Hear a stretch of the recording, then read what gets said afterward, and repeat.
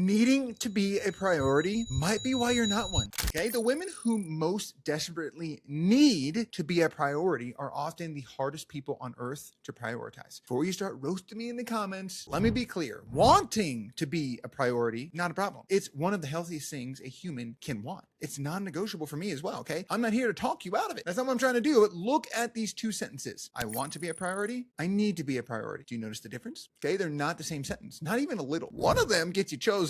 The other one gets you left. Unfortunately, we're going to talk about that cycle here in a minute, okay? And anybody and almost nobody can tell the difference between these two things from the inside out, okay? Including the extremely smart, extremely self-aware, has read all of the attachment books, women currently watching this video. Hello, yes, I'm looking at you. I've spent years watching this exact pattern quietly eat good relationships alive and wreck my clients' dating lives, okay? So today, we're going to hit on the difference between these two sentences, and of course, I'll leave you with the tool to help you break out of this mindset.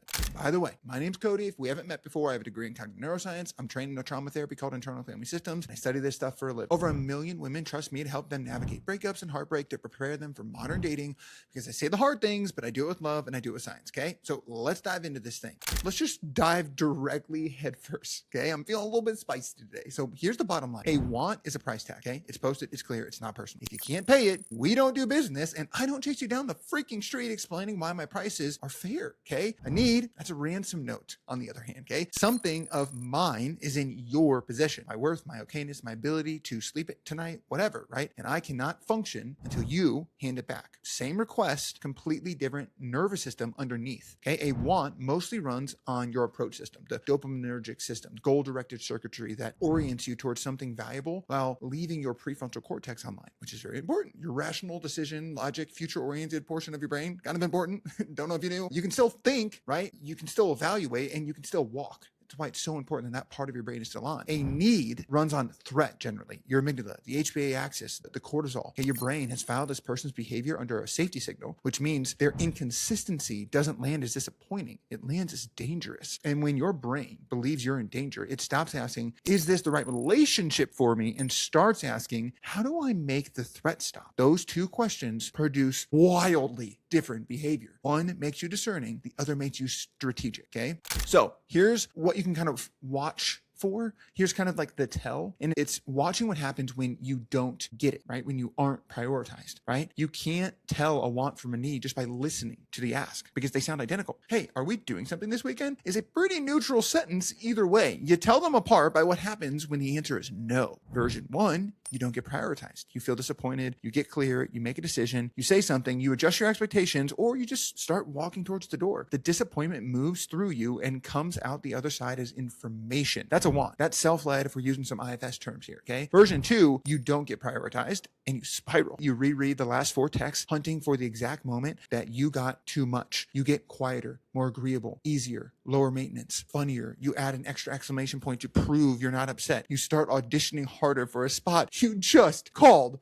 non-negotiable, okay? Listen to that one again. That is not a freaking standard. That's part of you, a part of you that learned somewhere a long time ago that being chosen was a difference between being safe and not safe. Here's what the two sides can kind of look like, okay? It's a little cheat sheet. This is also in my Substack that I wrote on this topic. If you want to go see this, it'll be in the description, okay? When it's a want, okay, you feel disappointed. When it's a need, you feel destabilized. When it's a want, your body settles within a few hours. A need, your body stays braced for days. A want, you say this thing plainly once, which we're going to talk about later. A need, you hint, you test, you wait to be noticed, okay? You're starting to see the difference between these two things, okay? And the cruelest part is that the need version tends to produce the exact outcome it's terrified of. Not because you're too much. That's not the case. Because a nervous system running a threat program leaks. People feel the monitoring. They can't always name it, but their body registers that they're being handled rather than met. Okay, and being handled does not feel like being loved. Ask me how I know that one. Okay, we're going to talk about that too. We'll get there. For those of you saying, I shouldn't have to explain this to him, I shouldn't have to teach him how to prioritize me, most of the time this sentence is not evidence that he's clueless. It's evidence that you can't define it either.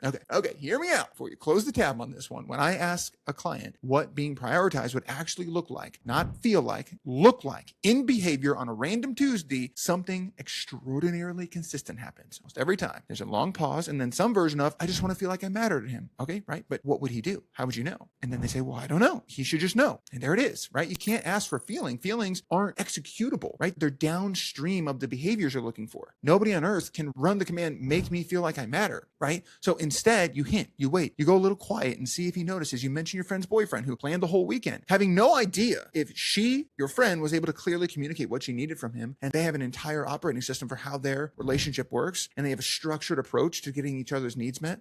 You have no idea if that happened or not. You just think, oh, well, he knew, so you should know. But that's a story. You don't know that. There's no way you could know that, right? You have no idea. Okay. So you hand him a test he was never given, written in a language he's never taught. And then you're furious when he fails it. And unfortunately, or maybe fortunately for you, that part isn't a him problem. I call this the unwritten standard. Okay. A non-negotiable that exists only as a feeling and has never once been translated into behavior. It's the most violated boundary in modern dating, and it has never been written down anywhere. Bottom line, you can't hand someone a blueprint you've never drawn. Okay. So why don't you know? Like, why don't you know how to prioritize what you need or what you want or the behaviors? 99% of the time, you don't know what being prioritized looks like coming from someone else because you've never really practiced prioritizing yourself. I'm not talking self-care, bath, a candle. That's not what I'm talking about. I mean the actual skill of noticing an internal signal, naming what it wants, and then reorganizing and organizing your behavior around that, okay? That's a learnable skill. It's a trainable skill. And a lot of you were raised in environments where the exact opposite got rewarded. If you grew up in a house where the emotional weather was unpredictable, or one parent's mood ran your whole household, where you were the competent one, the easy one, the one who didn't add to the pile, essentially, your attention got trained outward, hard, okay? You got exquisite at reading the room, micro expressions, tone shifts, the specific sound of a car door closing, certain smells, even the way eyes look and mouths look, like little tiny micro expressions and things like that. It's wild what you can pick up on and your nervous system can pick up on, okay? And that's not a personality trait. That is a threat detection system that got a lot of practice. Research on belonging needs tends to find that people who are more attuned to belonging cues become measurably better at reading social signals. Vigilance sharpens where it's needed, but attention is finite. Every hour spent tracking them was an hour not spent tracking you. In interoception, your internal sense of what's happening inside your own body, largely supported by the insula, if you're curious about the neuroscience, develops through practice just like anything else, okay? Reading other people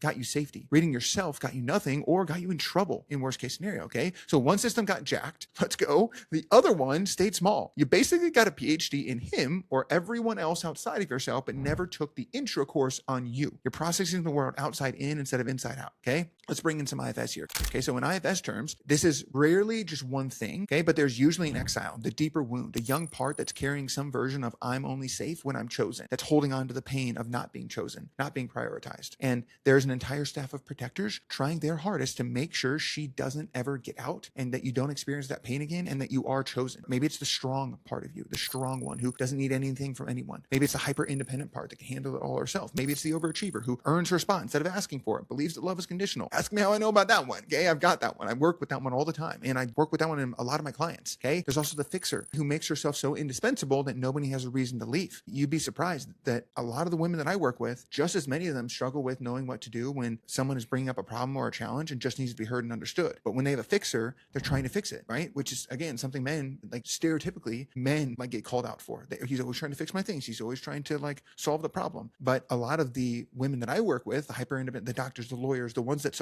CEOs, the ones that are solving problems for a freaking living, bring that skill home and they have this fixer, okay? And ultimately, often they're trying to make themselves indispensable, right? Because they don't want to be left. Bottom line, they've got this core wound. That's okay. Not one of these things ever learned to say, here's what I need, plainly, okay? Because in the system they grew up in, these parts of you, plain wasn't safe. Plain got you dissected, mocked, punished, ignored, right? Hinting was safer. Hinting let you deny what you wanted in the first place. Okay, very, very important distinction there. Okay, there's a loop that this opens up. Okay, and just fair warning, when you see this next part, you may feel like I'm reading your mind, but I can assure you, it's just thousands of hours of working through these kinds of things with clients. I promise. Okay, but this is the cycle that undoubtedly you've been through. If you're watching, if you're this far in, you definitely been through this, I would assume. Okay, number one, right? You don't know what you need in behavioral terms. 2, you can't ask for it. And then 3, it doesn't get met. The need doesn't get met. You don't feel prioritized. So then 4, resentment starts to build. And underneath the resentment, shame. Because some part of you knows you never actually said it out loud, clearly. Number 5, so you defend against the shame. You snap, you go cold, you send a 2,000 word text at 11:47 p.m. You become fine for 6 days. And then 6, he gets confused, pulls back, maybe even leaves, which confirms the original wounding, and the cycle repeats itself. But now there's evidence. And every time it happens again, there's more and more evidence,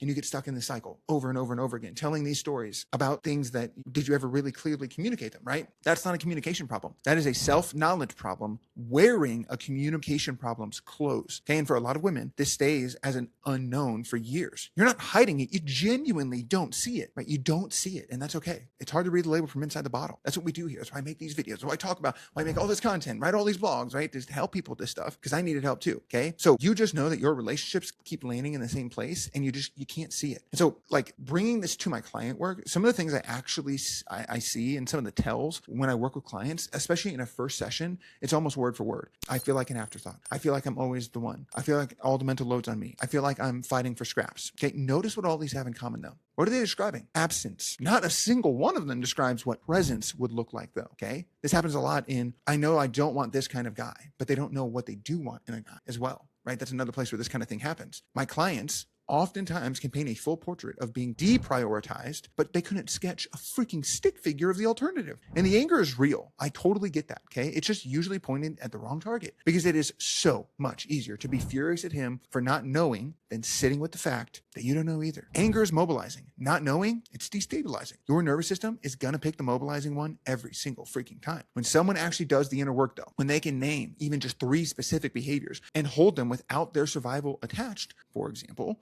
a pretty predictable set of things starts to happen, right? Usually in this order. And I see this with my clients as we start to work with them, okay? The first thing is their ask gets shorter. Instead of 4 paragraphs, it's 1 sentence. Clarity doesn't need a preamble. 2, their tolerance for ambiguity collapses. It's not dramatic, right? It's just broadly. Vague men get significantly less interesting once you have a checklist. Number 3, they stop testing, which means they stop getting confusing results because tests never measure what they think they measure. Number 4, they get faster, right? It takes them weeks, maybe even days instead of months. Someone shows them who he is and they believe him the first time. They don't need tons of convincing. And then number 5, one that nobody predicts, they can finally receive. Okay, when you're bracing for withdrawal, you can't take the deposit in. Once the alarm quiets down, good treatment stops feeling suspicious and starts feeling nice, available, yours. That's not lowering your standards. That's finally being able to enforce them. Okay, so sounds great. How do I actually do this inner work? I get it. I'm getting there, Karen. Chill.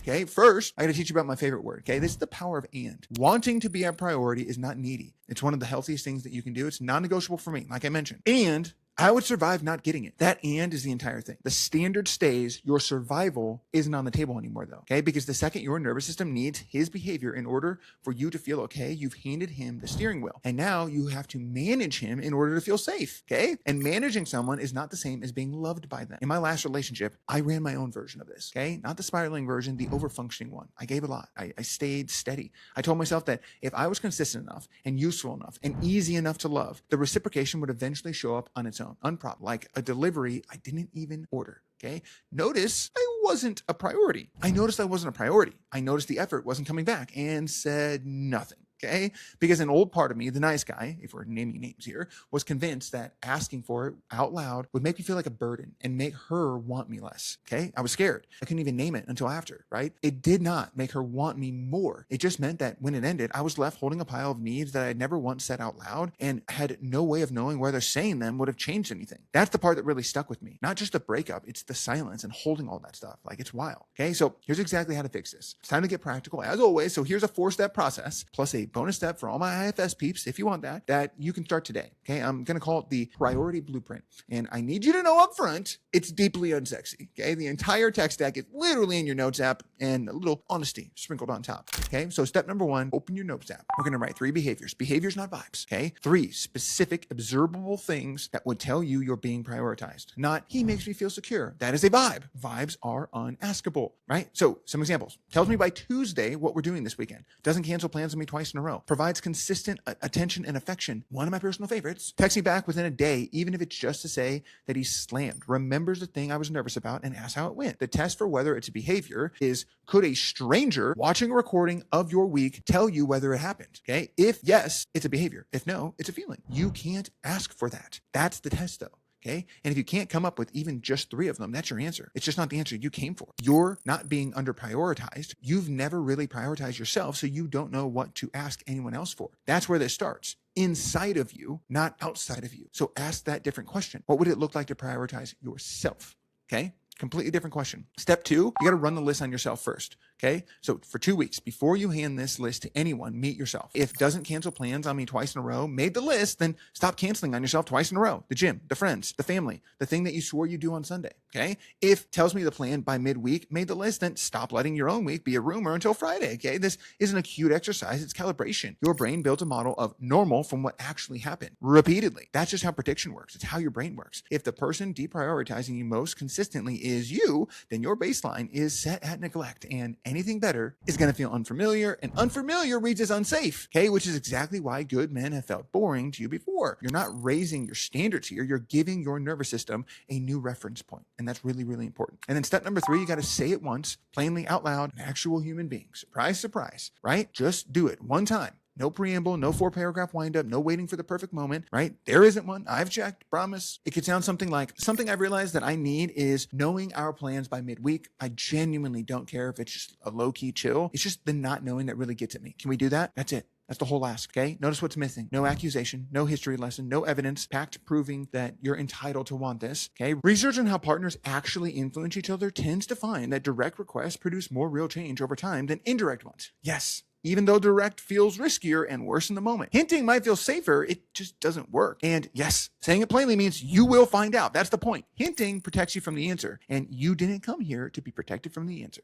Okay, you're going to get one. Okay, step number 4 is the follow through. You don't skip this step. Okay, you're watching for the follow through, not the reaction. The reaction will be great. Reactions are cheap. Oh yeah, totally. I can totally do that. That cost the guy nothing. Okay, watch the next 3 weeks instead. Capacity, not potential. Who is he on average, not at his best? If it changes and stays changed, you're looking at someone with the bandwidth to actually meet you. If it changes for 8 days and then quietly drifts back to the baseline, you don't have a communication problem. You have a capacity mismatch, and no amount of better wording fixes a bandwidth issue. Okay, both of those are useful outcomes. Only one of them is the one that you were hoping for. That's okay. Okay. Information is the win here. For all my IFS peeps, this is the bonus IFS step. Okay. Because if you're reading step 3 or 2 or whatever, and it made your chest tight, that's not resistance. Okay. That is a part of you with a job it has held down loyally for 20 years. So here's what to do with it. Find it in your body, not the story, the sensation, chest, throat, stomach. Just locate it first. Then focus all of your attention on it and check in and notice how you feel towards it. Annoyed, embarrassed, there's a little curiosity available, some compassion available. If there's no curiosity and compassion, you're blended. The part is completely taken over your behavior.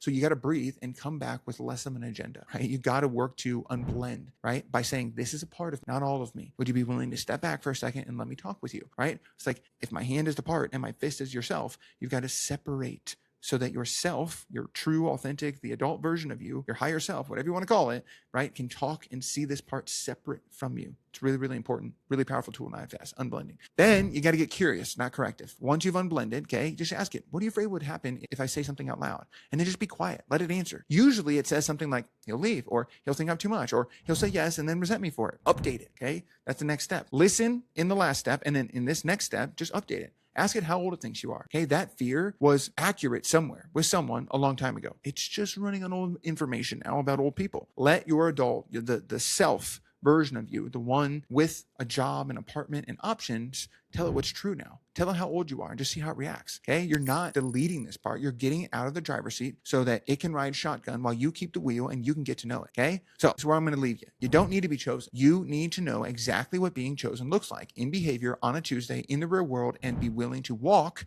when it doesn't show up. That's not coldness. That's the only version of a standard that has ever actually worked for anyone ever. And I know this one stings a little bit, okay? But it is so much more comfortable to be angry at people who couldn't read your mind than admit that you were never handing out the script, okay? But the moment you write the script down, you get 2 things you probably never ever had in dating: the ability to be wrong quickly and the ability to be met on purpose instead of by accident. Okay, the standard stays, but your survival isn't on the table anymore. Now get out there and get those needs met. And if you haven't already, hit the subscribe button so you never miss a video. Okay, I want you here. Drop a comment below, say what's up, okay? And if you want to go deeper on these kinds of topics, I'd love to have you in our Becoming Her community. It's where I go live and I answer questions about this exact type of stuff. We have a full 63-day program for Heartbreak where I send a video to you every single day. We have our full Becoming Her program in there. It's awesome. And tons of extra content that I don't get to post on here. So go check that out. It's in the description below, and you got this. You know I believe in you. Hope you have an awesome one. Peace.